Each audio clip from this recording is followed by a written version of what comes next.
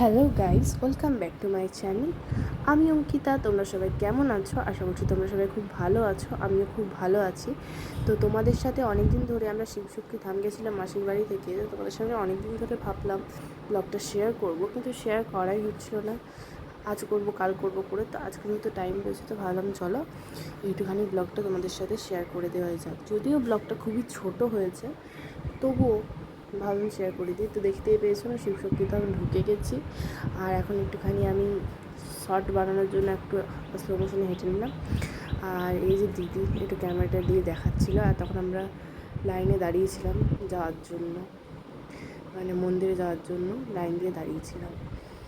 আর এই যে এখন আমরা লাইনে আপাতত দাঁড়িয়ে আছি। আর দেখো চারিদিকে পরিবেশটা কি দারুণ, কি সুন্দর, তোমাদের কি বলবো বলো তো। এই দেখো মন্দির থেকে দেখা যাচ্ছে রাস্তাটা, দেখতে পাচ্ছ কতটা সুন্দর, সত্যি এতটা সুন্দর না। আর দেখতেই পাচ্ছ এটা হচ্ছে মন্দিরের বাইরেটা, আর যে ভেতরটা দেখো সন্ধে হয়ে গেছিলো আমাদের ওখানে। এতটা সুন্দর মন্দিরটা, সত্যি তোমরা একবার ঘুরে এসো, অবশ্যই আশা করছি ভালো লাগবে। মন্দিরটা কিন্তু দারুণ সুন্দর। আর দেখতে পাচ্ছ আমি একদম সামনে চলে যাচ্ছি প্রথমেই, আগে আগে।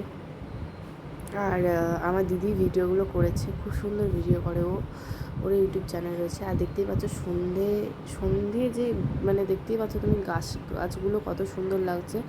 আর এই যে বাড়ি আসার সময় এটা। তো আজকের ভিডিওটা এই পর্যন্তই।